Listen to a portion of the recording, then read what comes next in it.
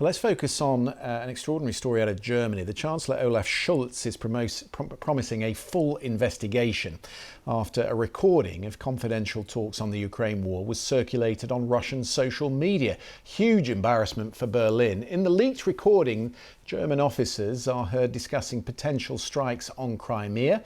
Video conference was reportedly held on the WebEx platform and not on a secure army network. The conversation also included details of the missiles provided to Kyiv by France and Britain. Russia's state-run RT channel posted the audio recording last week. Here's some of that conversation as voiced by a BBC producer. Let me start with what could be the most critical thing that might happen given the current discussions. If the Chancellor does provide us with the Taurus missiles, one aspect is the timing of this. We would say, that's great, but it will take another 8 months until you can use it. Secondly, there's no way of speeding up the process because of the danger of mishaps and the missile going down on a nursery causing civilian victims. Well, as you would expect, it's being fully exploited by the Kremlin, who say it is further evidence of direct Western involvement in their war in Ukraine.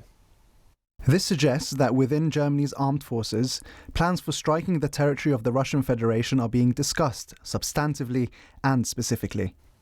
The German defence minister said the leak was a classic disinformation attack by Moscow, but they've not denied the contents of the recording.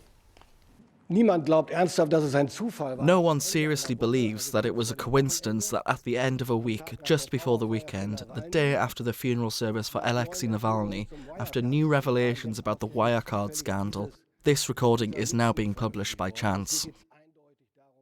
Richard Dannett is the former head of the British Army. Lord Dannett, good of you to join us this evening. Could I ask you how damaging this is to operations? Embarrassing, certainly, but how damaging? Well, it, of course, would be far better if this hadn't come out at all. What it shows is German officers talking on an unsecured line about the possibility of Germany providing missiles to Ukraine, the same sort of missiles that actually Britain has supplied to Ukraine. I mean, that is not a big issue in itself. We all know that we responsible Western countries are supporting Ukraine to enable them to throw out the Russians from their aggression in the territory of Ukraine. I think the piece about this that's disappointing is the suggestion in other parts of the conversation that inappropriate help is being given to Ukraine by people on the ground in Ukraine.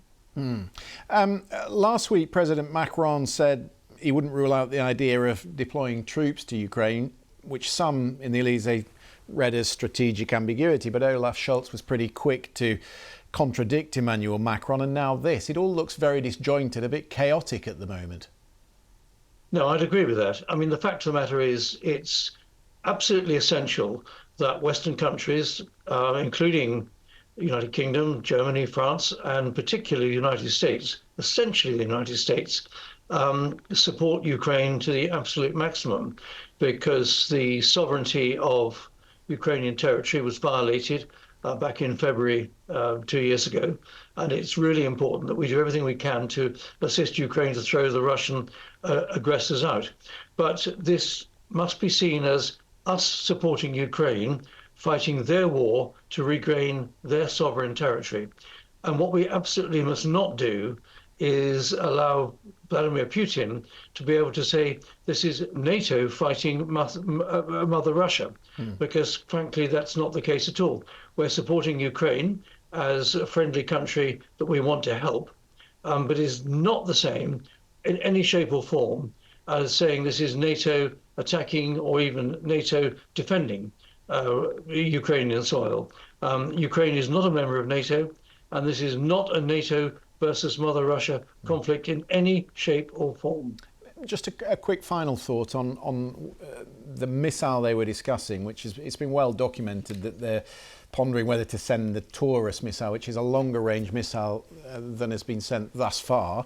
Does it politically show that he is split from his command at the moment, given that the generals are talking about it and discussing what its capability would be and what it could be used for, and yet the government seems quite adamant at this moment that they're not going to send it.